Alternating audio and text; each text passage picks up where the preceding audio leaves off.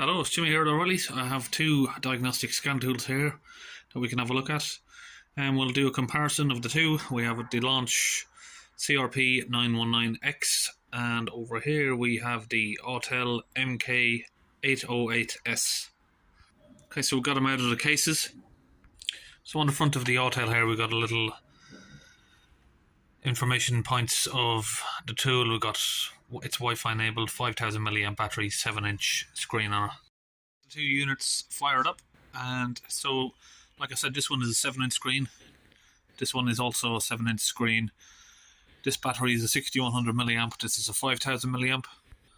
So a little bit on the specs. The Autel has a 4 gig RAM and a ROM of 64G. The CRP919X has a RAM of 3G and a ROM of 32G. The Autel has 36 service functions. The CRP has 31 service functions. And price-wise, the Autel is round about £23 cheaper from what I could find on Amazon. Now, these are both Amazon tools. They're not UK purchased.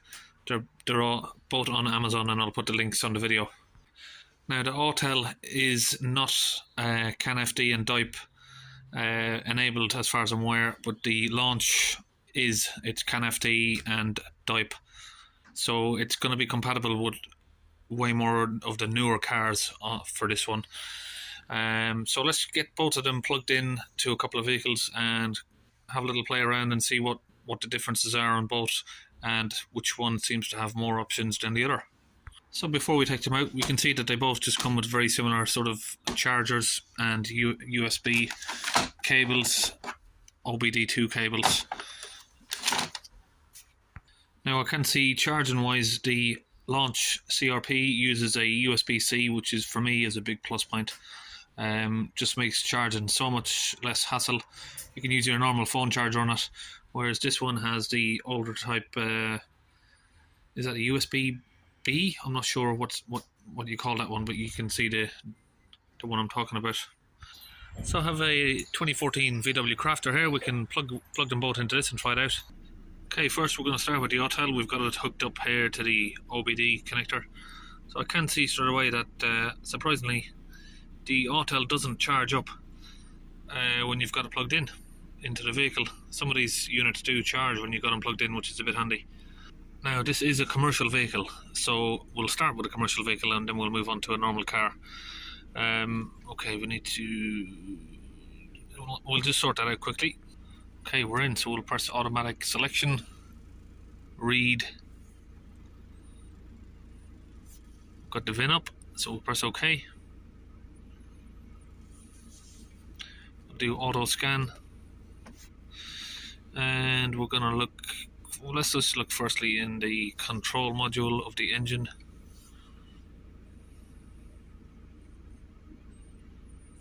And we've got a fault, surprisingly, because I haven't got a engine management light on.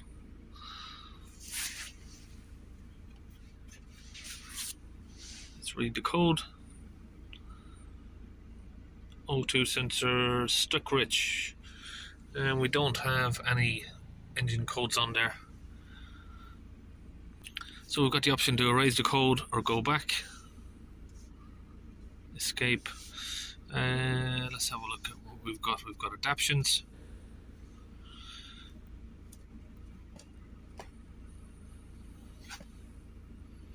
Particle filter initialization. Everyone who watches my channel would know that would be a big plus point for me. Service regeneration of the particle filter while driving, and you can edit the tire circumference. Whether or not that works, I'm not sure. So if you change the size of the tires, you can change the settings. Okay, so we seem to got those two pages there in the adaptions. Let's go back. Active tests. Let's see what we can do as an active test. Okay, we've got the engine off. We'll press OK. Exhaust, turbocharger, fuel pump electronics, throttle valve, relay for reserve coolant pump, EGR cooler switch over valve, and the EGR cooler pump. Basic settings. adaptation of the EGR, adaptation of the differential pressure sensor, reset and learn values.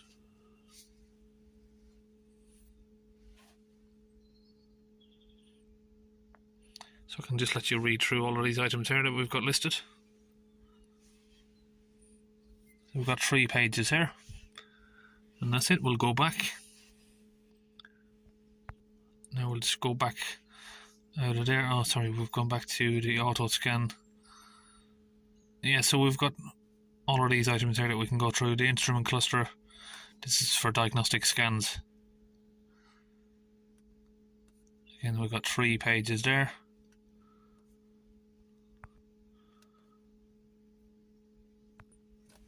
And on these commercial vehicles, sometimes, yeah, you got to pick the single item that you want.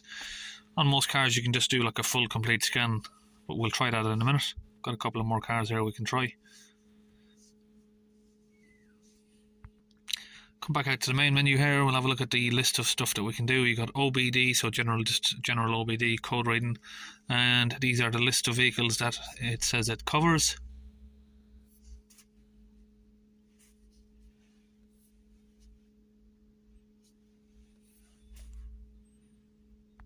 So one thing I do notice about these tools is on the back, you know, the little stand handle, so nobody seems to mention.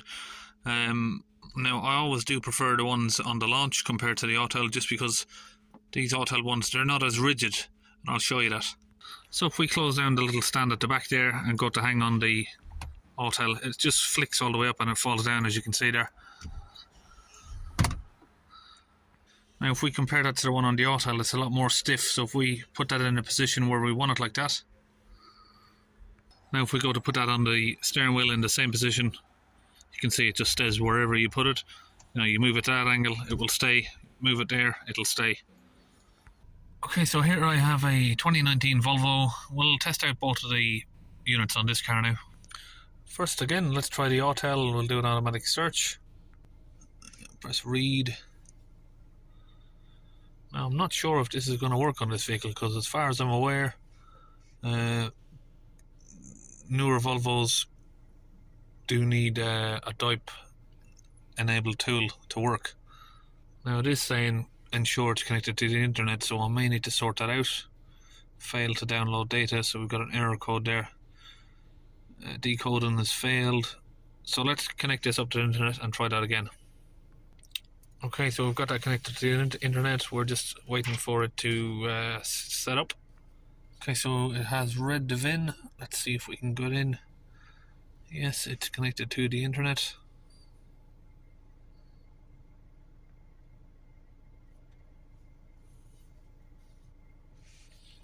It seems a little bit slow, so I don't know if we're going to get in or not.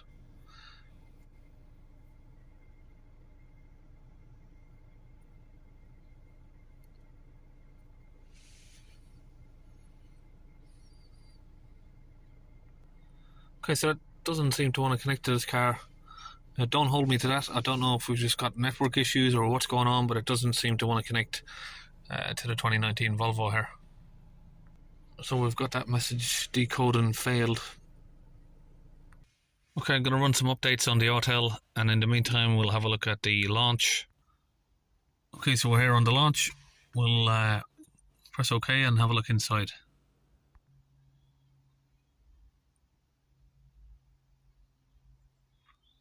So this just runs an automatic full scan of the vehicle.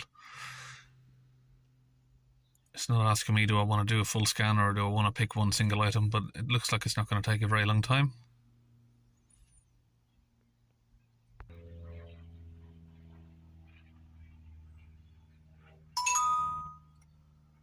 Okay, we've got a report up.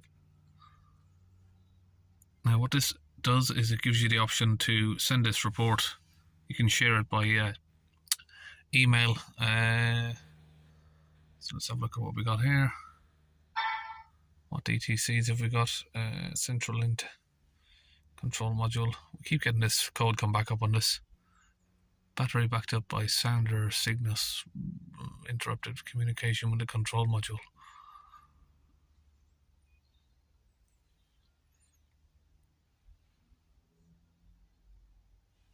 Okay, so we can now press back. And we can clear the codes or do the report again, which brings you back to the report page. Let's just press clear.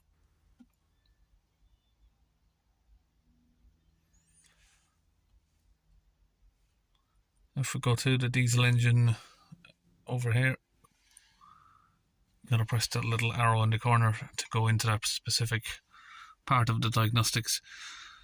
Then we have the option to read the codes, special functions, no DTCs in the engine, read the data stream, and we can pick all of these for a data stream. Let's have a look at the particle filter.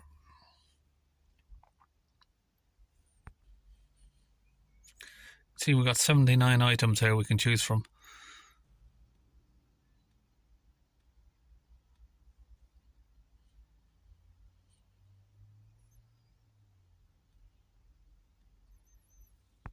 So we've got both of these items here set up. We'll start the car up.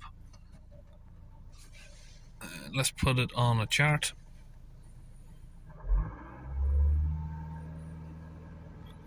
Hold the vehicle up around 3000 RPM.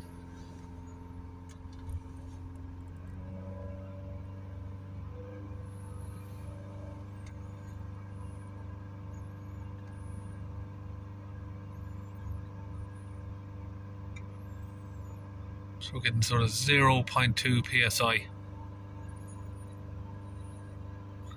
That just shows you the data streams and stuff that we can do basically. So we'll come out of that. Sorry, we'll go. What other options do we have in there? Special functions, actuation tests, malfunction, light, engine control, enable, disable. Read special functions that we've got on this vehicle here. Now, different vehicles are going to show you different special functions, of course. This is what we have on this one. So you can do a combustion of the particle filters, which is a forced regeneration basically. Reset the values for the pressure sensor of the particle filter. Adapt the values of the O2 sensors.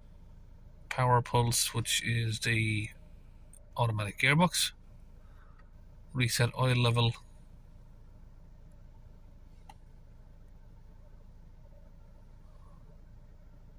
Reset EGR valve.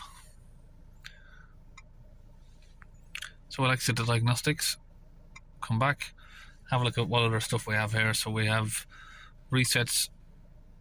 These are the resets you get on this one. I'll let you have a little look through it there before we slide it around. This one slides up and down. Gearbox, high voltage battery for electric vehicles or hybrids, I suppose. Particle filter regeneration for gas engines. DPF regens. That's the reset options we have. Battery voltage, you can check your battery voltage on there.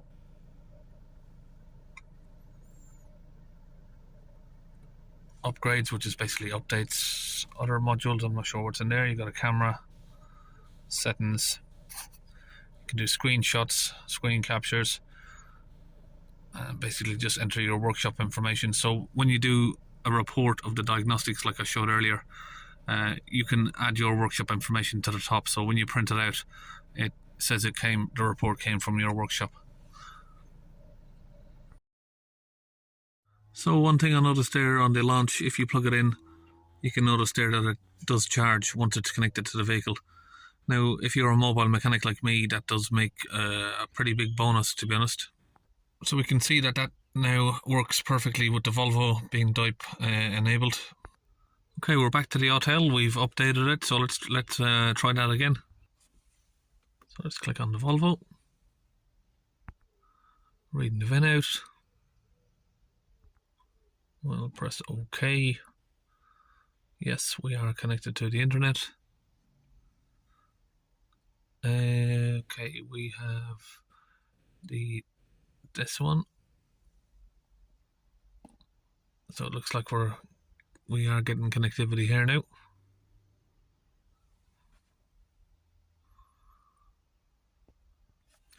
So let's do diagnosis, auto scan.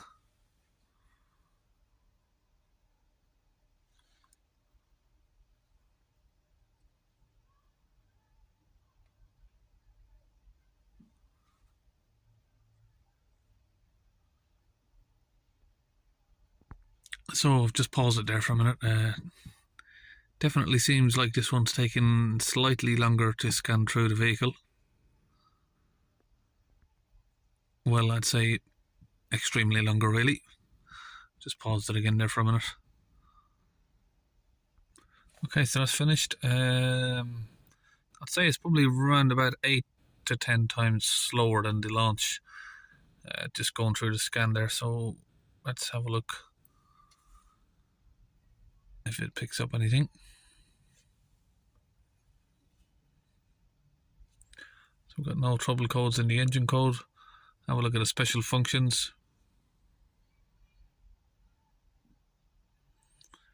Combustion of the particle filter. So it does seem like this is connecting to this vehicle.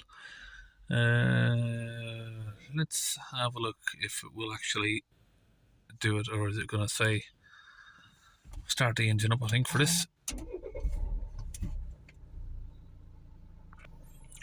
Let's check the soot level.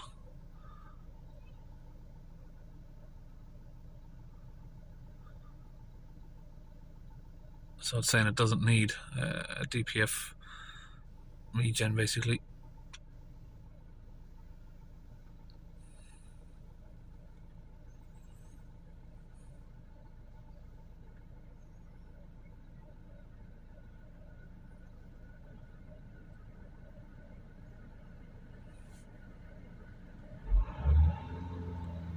Yep, definitely does work. Press cancel. Now let's see if we got the live. Where's the live data on this? We should have stayed there for a minute. Live data. So we've got pretty much all the same sort of stuff on there.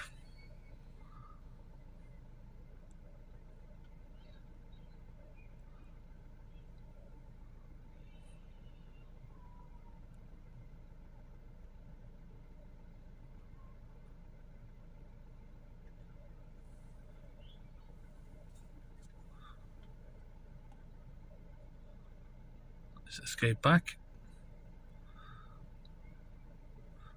Have a look at the hot functions.